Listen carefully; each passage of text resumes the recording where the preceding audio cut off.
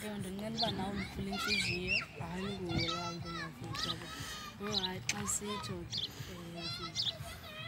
hayi ke ana ndakuthanda ke Ubona nini ke wethu? ndivalate.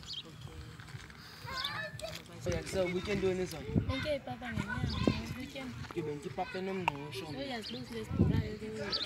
Yabo bucinganise ngantoni laa nto yena? Hayi kaloku ndicofoze ngenyini.